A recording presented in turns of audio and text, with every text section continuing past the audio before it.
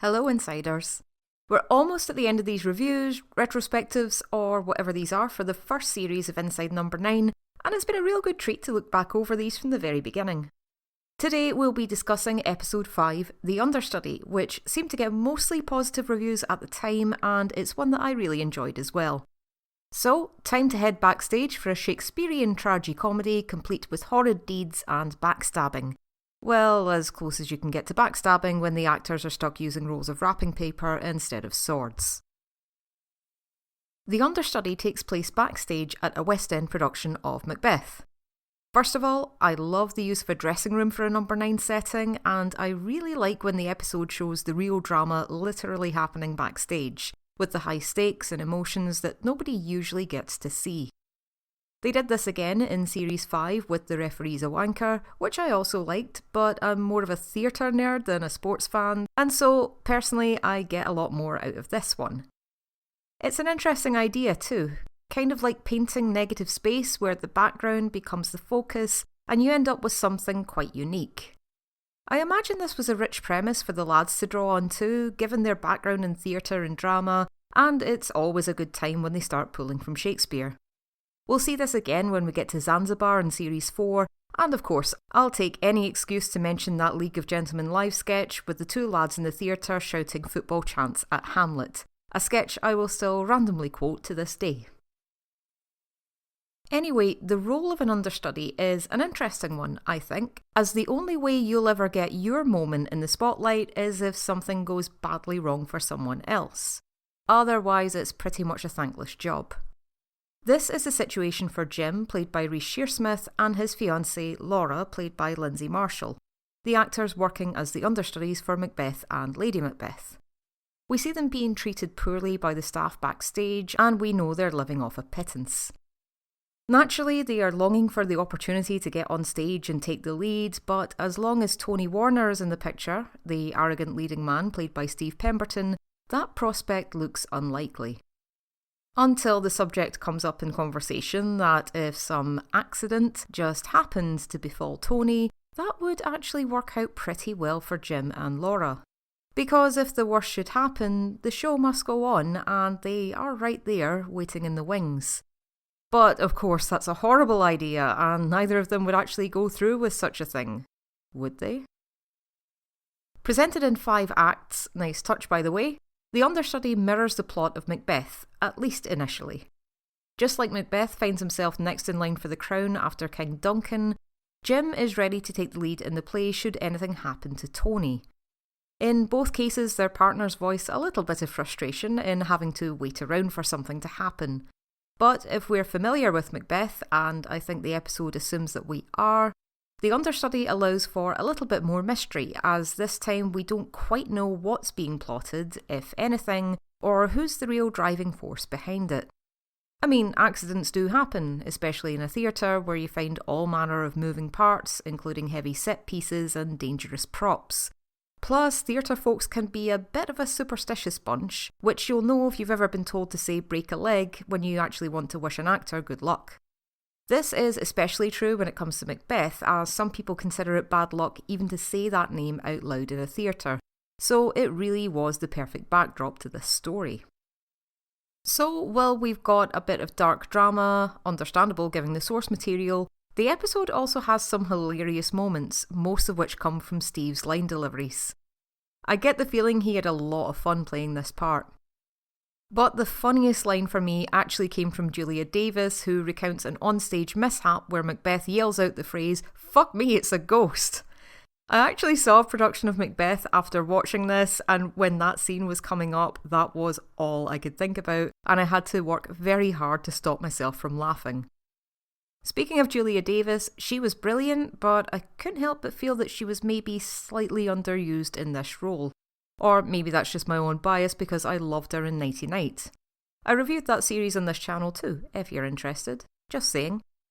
And apparently the costume designs for Felicity, including the padded bum, were Davis's own ideas, and she was a lot of fun to work with, which I can imagine being the case. So The Understudy had a great premise, amazing cast, high stakes drama and comedy.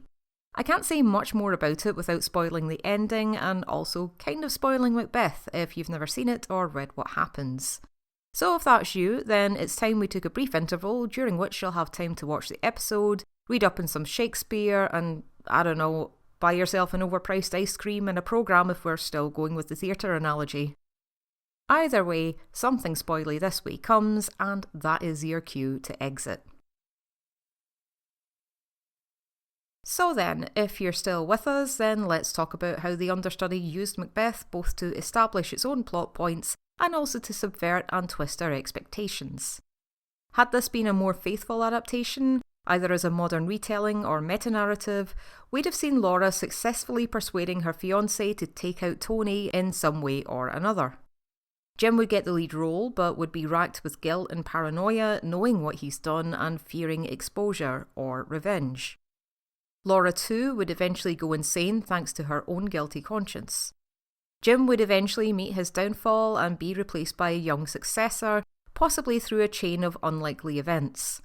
That wasn't a part that was included in the script, but maybe we weren't missing out after all. As Tony said, who cares about Malcolm? Of course, the plot doesn't play out like that. Jim didn't have a hand in Tony's accident, so instead of being racked with guilt over his success, he instead becomes a complete arsehole. And while Laura still kills herself, we think, she seems to do this out of grief and rejection rather than guilt. But we do get a few more parallels with Macbeth thrown in for good measure. Tony's appearance in the wheelchair towards the end is kind of our ghost at the feast moment, because even if Jim didn't spike him himself, he certainly reaped the benefits of Tony's abrupt career ending, and suspects that somebody might have intervened on his behalf. I know Tony was more of the Duncan stand-in originally, and this would switch him to Banquo's role, but it was never a perfect allegory, and both characters were Macbeth's victims, so I think it still works.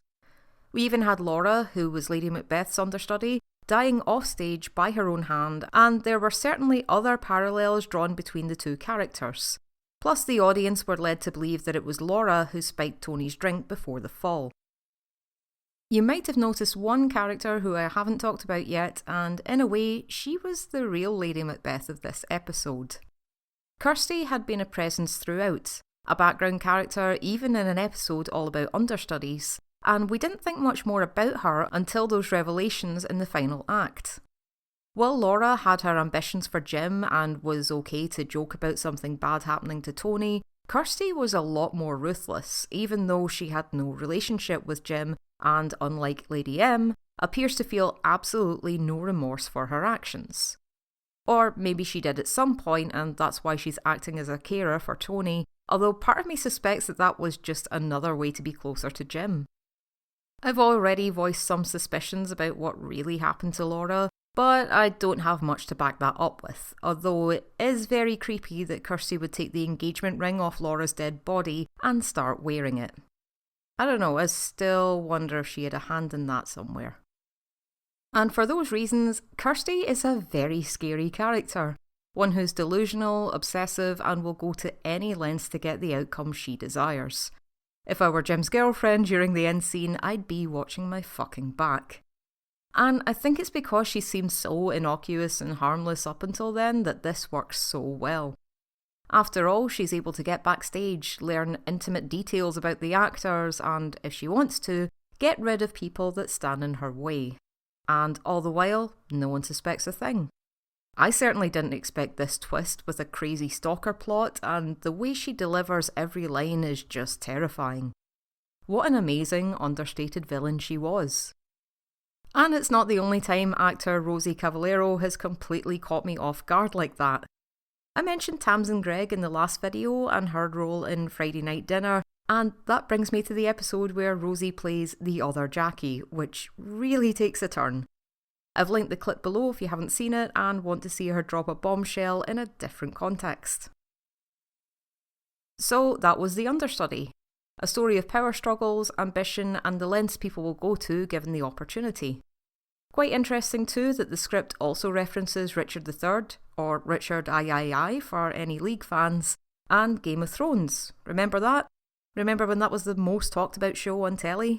Feels like forever ago by this point. But anyway, what did you think of The Understudy, and how do you think it holds up in the grand scheme of number 9? I loved it. I thought they did a great job with the backstage shenanigans, and it was based off one of my favourite Shakespeare plays, so 5 stars from me. And now we come to our Patreon question of the video, which once again has come from Ben Kirkham, because there's no rule against asking more than one question. So Ben asks, are there any episodes which you think are criminally overlooked? One of mine is The Understudy. And that genuinely is a coincidence, by the way, because I've been answering these questions in the order I got them, and this one just happened to land here. Anyway, that's a really good question, and I'm actually going to be looking over a few of my criminally overlooked favourites in the next series of these reviews. Actually, the very first episode of episode 2, which is La Couchette, it's one that I never hear talked about, despite how dark and how funny and how very number 9 it all is.